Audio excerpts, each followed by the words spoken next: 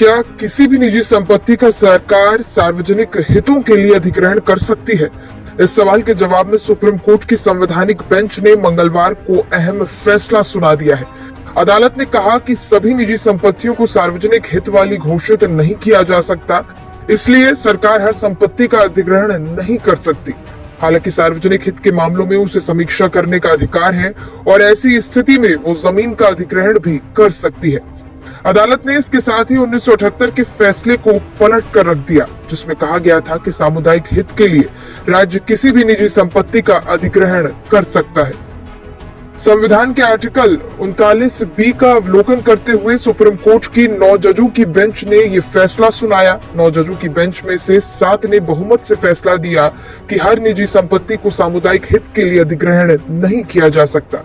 Chief justice DY Chandrachud के अलावा इस बेंच में justice Rishikesh Roy, justice JB Pardiwala, justice Manoj Mishra, justice Rajesh Bindal, justice SC Sharma और ऑगस्टिन जॉर्ज मसीह की राय भी यही थी कि हर संपत्ति का अधिग्रहण नहीं हो सकता।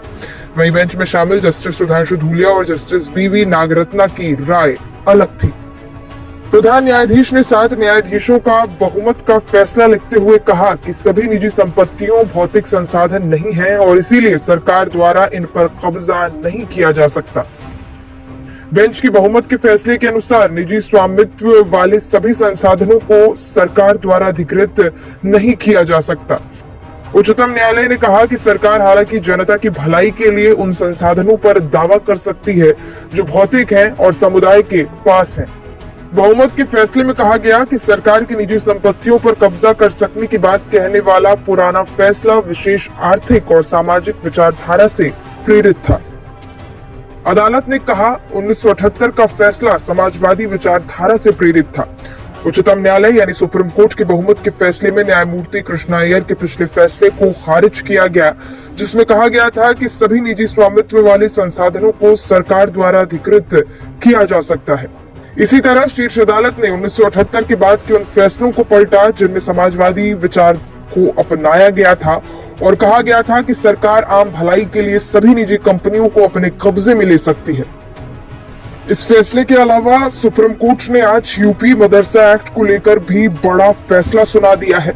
यूपी का मदरसा एक्ट संवैधानिक है या असंवैधानिक, इस पर सुप्रीम कोर्ट के 3 जजों की बेंच ने फैसला सुना दिया। सुप्रीम कोर्ट ने यूपी मदरसा बोर्ड एक्ट 2004 को संवैधानिक घोषित किया और यूपी मदरसा बोर्ड की संवैधानिकता बरकरार रखी है। सुप्रीम कोर्ट ने कुछ प्रावधानों को छोड़कर उत्तर प्रदेश मदरसा शिक्षा बोर्ड अधिनियम 2004 की संवैधानिक वैधता को बरकरार रखा है।